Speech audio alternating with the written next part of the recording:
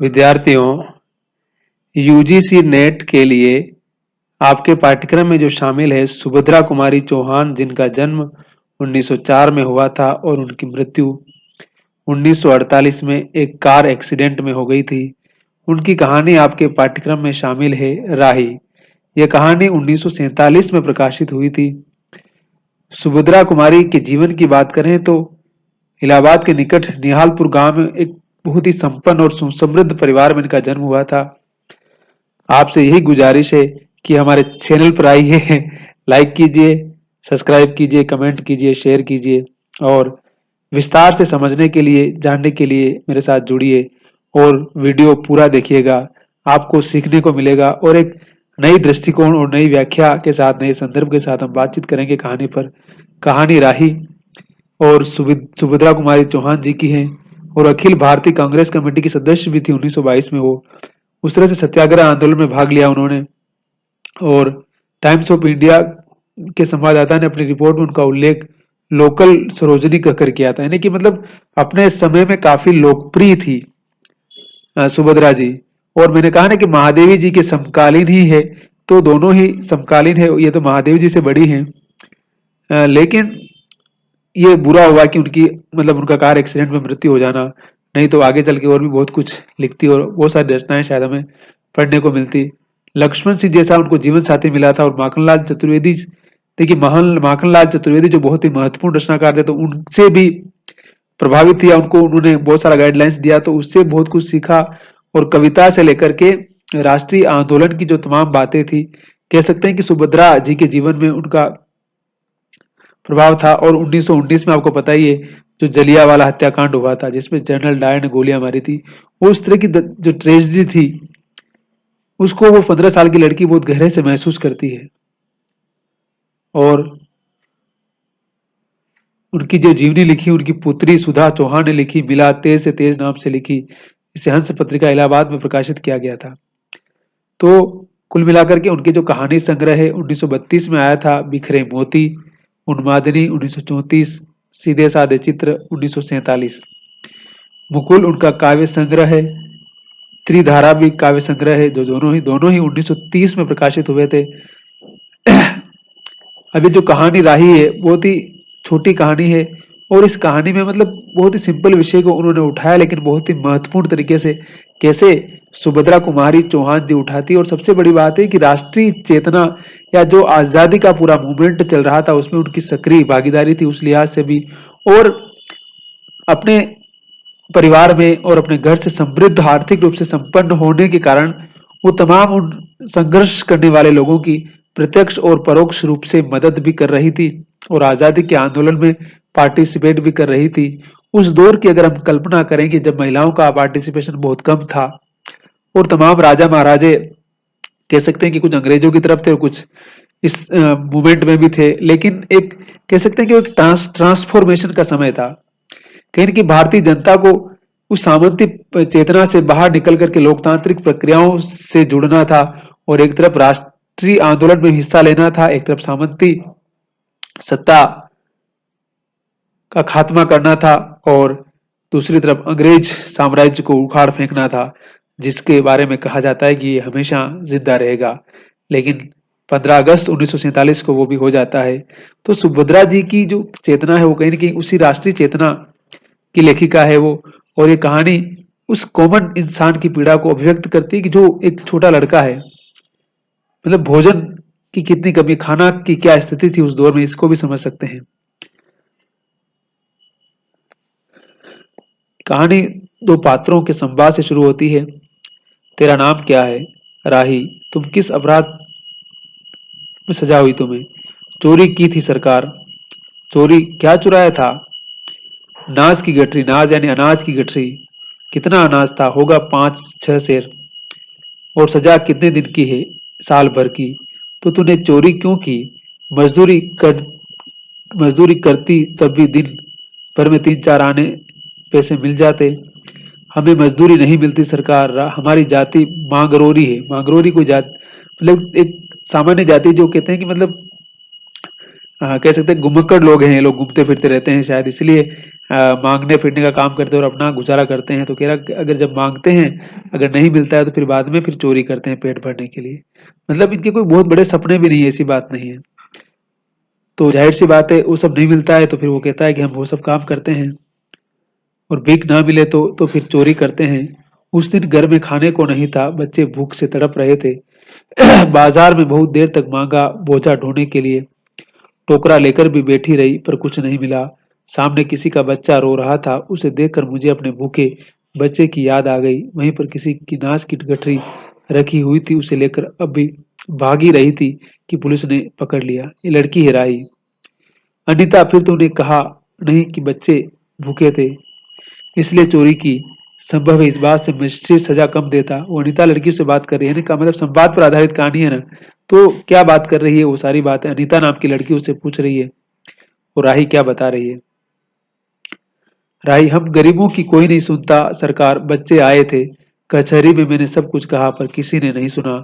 अनीता, अब तेरे बच्चे किसके पास है? उनका उसका बाप है। भाई, उसका बाप मर गया सरकार, जेल में उसे मारा मारा था और वही अस्पताल में मर गया। अब बच्चों का कोई नहीं है। अनीता, तो तेरे बच्चों का बाप भी जेल में ही मरा, वह क्यों जेल आया था? राही, उसे तो बिना कसूर के ही पकड़ लिया गया था सरकार, ताड़ी पीने को गया था, दो चार दोस्त उसके साथ थे। मेरे घर वालों का एक वक्त पुलिस मेरे घर वालों का एक वक्त पुलिस वालों के साथ झगड़ा हो गया था, उसी का उसने बदला लिया। 109 में उसका चालान करके साल भर की सजा दिला दी, वहीं मर गया। वो कह रहे हैं ना कि मतलब, क्योंकि जो अंग्रेज जो सरकार थी उसने भी ऐसे इस प्रकार के बहुत सारे कानून बनाए, उसमें ट्राइबल्स, जो कुछ ट्राइबल्स थे उनको मतलब पैदाइश ही उनको आतंकवादी कह सकते हैं कि मतलब चोर घोषित किया था उनको, है ना। तो शायद उसमें कुछ ऐसा ही था। तो फिर पुलिस वालों के पास तो तमाम तरह की शक्तियां होती, पावर होता ही है। तो कह रहा है कि मतलब कुछ झगड़ा हो गया था इसी चक्कर में, और पुलिस वालों ने समझा कि बेचारा चोरी करता है, चोर है ये, तो किसी बहाने उसको उठा लिया और उठा करके अंदर फिट कर दिया जेल में, और फिर वहीं टॉर्चर किया, परेशान किया, उसमें उसकी मौत हो जाती है। अनीता, अच्छा, जा अपना काम कर। अनीता सत्याग्रह करके जेल में आई थी। पहले उसे बी क्लास दिया गया था, फिर उसके घर वालों ने लिखा पढ़ी करके उसे ए क्लास में दिलवा दिया। अब देखिए, एक तरफ अनीता है और एक तरफ वो राही है। अनीता किसी राजनीतिक कैदी के रूप में जेल में आती सत्याग्रह करते हुए, है ना। तो उसके लिए तमाम तरह की सुविधाएं हैं। लेकिन वो जो सामान्य लड़की है, जो कि मतलब जिसको पुलिस ने उस तरह से ट्रीट किया है और उसको एक अपराधी के रूप में प्रस्तुत किया है, तो उसकी छवि एकदम अलग है। और जो सत्याग्रह के लिए चल रही है, यानी कि जिसका इस सिस्टम में पावरफुल है, जो इस सिस्टम में दखल कर सकता है, जो किसी न किसी रूप में इन्फ्लुएंस कर सकता है, वो बहुत ज्यादा कष्ट और पीड़ा में कभी नहीं पड़ता है। लेकिन जिसके पास कोई अप्रोच नहीं है, पैसा भी नहीं है, पावर भी नहीं है, जो पढ़ा लिखा भी नहीं है, जो हर तरह से अधिकार विहीन है, कह सकते हैं, अपने अधिकारों का इस्तेमाल करना उसको नहीं आता है, उसको कानून व्यवस्था किस प्रकार से प्रताड़ित करती है, कैसे परेशान करती है, उसकी क्या स्थिति होती है, कहानी कहीं न कहीं संदर्भ को ही बताती है।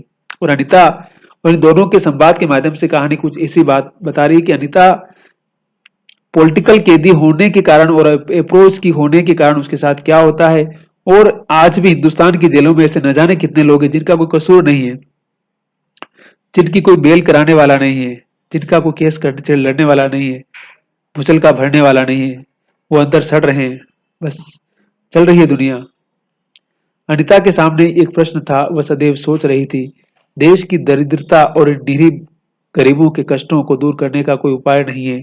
हम सभी परमात्मा के संतान हैं, एक ही देश के निवासी, कम से कम हम सबको खाने पढ़ने का समान अधिकार तो है ही। फिर ये क्या बात है कि कुछ लोग तो बहुत आराम करते हैं और कुछ लोग पेट के अन्न के लिए चोरी करते हैं। उसके बाद विचारक के अदूरदर्शिता के कारण या सरकारी वकील की चातुर्यपूर्ण जिरह के कारण छोटे छोटे बच्चों की माताएं जेल भेज दी जाती है। उनके बच्चे भूखों मरने के लिए छोड़ दिए जाते हैं। एक और तो एक कैदी है जो जेल आकर सचमुच जेल जीवन के कष्ट उठाती है, और दूसरी ओर हम लोग जो अपनी देशभक्ति का ढिंढोरा पीटते हुए जेल जाते हैं। हमें आमतौर पर से दूसरे कैदियों के मुकाबले अच्छा बर्ताव किया जाता है, फिर भी हमें संतोष नहीं होता। हम जेल आकर ए और बी क्लास के लिए झगड़ते हैं। जेल आकर ही हम कौन सा बड़ा त्याग कर देते हैं। जेल में हमें कौन सा कष्ट रहता है सिवाय इसके कि हमारे माथे पर नेतृत्व का सिल लग जाता है। हम बड़े अभिमान के साथ कहते हैं, ये हमारी चौथी जेल यात्रा है, ये हमारी 5वीं जेल यात्रा है। मतलब उस दौर में तमाम लोग जेल जाते थे, तो उसमें मतलब देश की आजादी के लिए जेल जा रहे हैं तो आपको तमगा मिलता था, या उस तरह से आप लोगों के बीच में जाते थे और एक नेता के रूप में अपनी बात रख सकते थे और राष्ट्रीय चेतना की बात करते थे। तो कह रही है कि मतलब हमें कोई इतना बड़ा कष्ट नहीं है, हम कष्ट हम भी सह रहे हैं, लेकिन वो लोग जो सिर्फ भूख के लिए कुछ चोरी कर रहा है या खाना नहीं मिल रहा है, उससे बड़ी पीड़ा तो हमारी नहीं है। अपनी जेल यात्रा के किस्से सुना सुना कर आत्मगौरव अनुभव करते हैं। तात्पर्य यही कि हम जितने बार जेल जा चुके होते हैं, उतनी ही सीढ़ी हम देशभक्ति और त्याग से दूसरों से ऊपर उठ जाते हैं। इसके बल पर जेल से छूटने के बाद कांग्रेस को राज की सत्ता मिलते ही हम मिनिस्टर, स्थानीय संस्थाओं के मेंबर और क्या क्या हो जाते हैं। और जाहिर सी बात है, इसका फायदा मिलता है। जब आप जेल से छूट के आते हैं और कांग्रेस की सरकार आती है या सत्ता बनती है, तो आपको फायदा मिलता ही है ना। सारी बातें बताए, लेकिन इन गरीब लोगों का क्या है। फिर अनिता क्या सोच रही है। अनिता एक खास तरह की कल्पना में चली जाती बाद में। अनिता सोच रही थी, कल तो खद्दर भी नहीं पहनते थे, बात बात पर कांग्रेस का मजाक उड़ाते थे। कांग्रेस के हाथों में थोड़ी देशभक्ति आते ही कांग्रेस भक्त बन गए, खद्दर पहनने लगे, यहाँ तक कि जेल में भी दिखाई पड़ने लगे। वास्तव में यह देशभक्ति है या सत्ता भक्ति? सही बात है ना। कांग्रेस जब मूवमेंट करने लगी और लोगों को लगा कि अभी आजादी का मूवमेंट चल पड़ा है और देश आजाद होगा जल्दी ही, तो लोग तमाम तरह से उसके पक्ष में चले गए। उनको पता है कि आजाद होने के बाद बहुत सारी चीजें मिलेगी, सुविधाएं मिलेगी।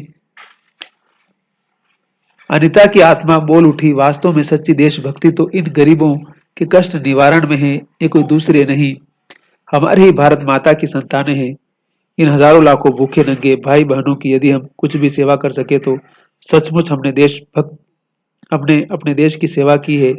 हमारा वास्तविक जीवन तो देहातों में ही है।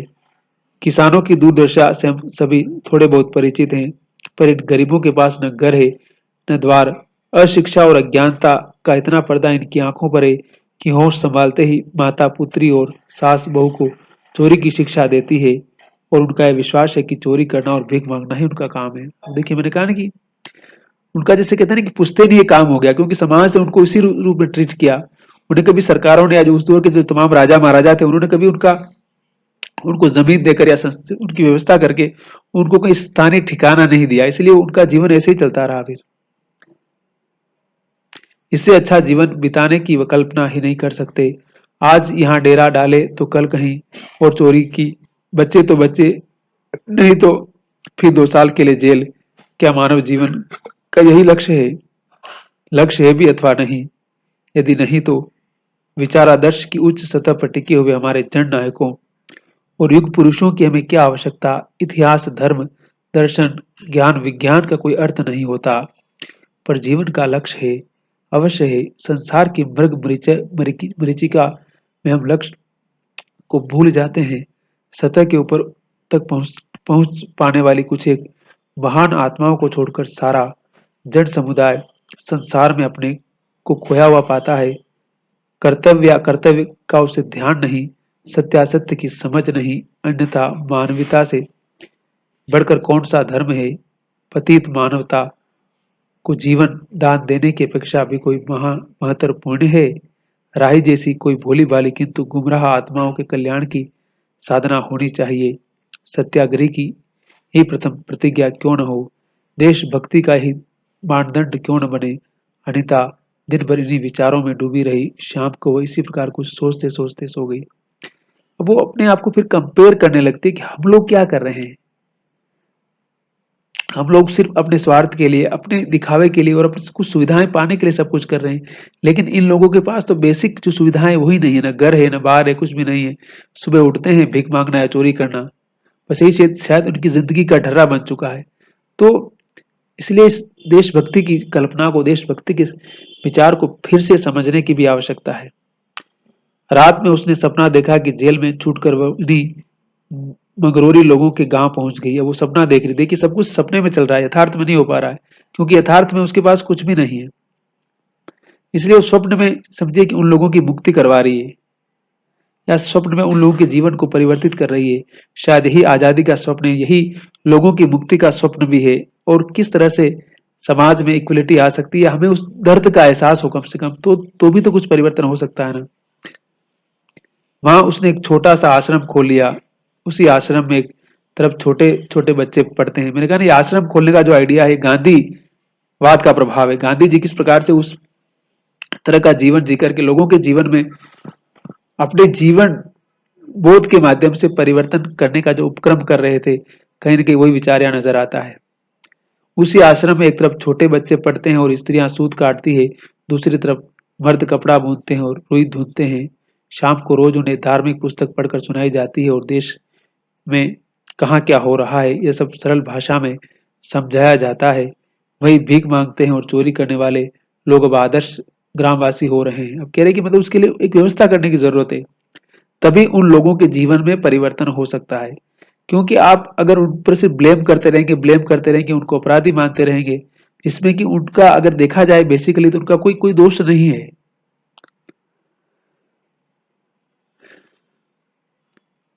रहने के लिए उन्होंने छोटे छोटे अपना घर बना लिया। राही के अनाथ बच्चों को अनिता अपने साथ रखने लगी है। अनिता यही सुख स्वप्न देख रही थी। सुबह 7 बजे तक उसकी नींद नहीं खुली। अचानक एक स्त्री जेलर ने उसे आकर जगा दिया। बोली, आपके पिता बीमार है, आप बिना शर्त छोड़ी जा रही हैं। अनिता अपने स्वप्न को सच्चाई में परिवर्तित करने की एक मधुर कल्पना ले घर चली गई। इस कहानी के माध्यम से सुभद्रा कुमारी चौहान ये संदेश देती है कि गरीबों के कल्याण के बिना सत्याग्रहियों का देशभक्ति सत्ता भक्ति ही कहलाएगी।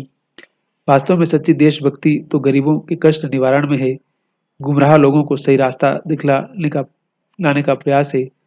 मानवीयता ही हमारा सबसे बड़ा धर्म है ना। कि मतलब उस दौर का जो मूल्यबोध है, उस दौर की जो वास्तविकता है, उसको समझा जाए।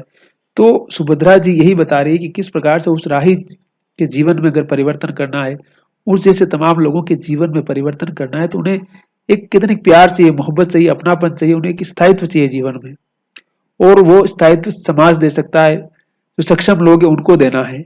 आप उनको सिर्फ ब्लेम करोगे तो वो इसी प्रकार का जीवन जीते रहेंगे, उनका परिवार ऐसे बर्बाद होता रहेगा और वो शायद पीढ़ी दर पीढ़ी यही संस्कार अपनी औलादों में, अपने बच्चों में भरते रहेंगे।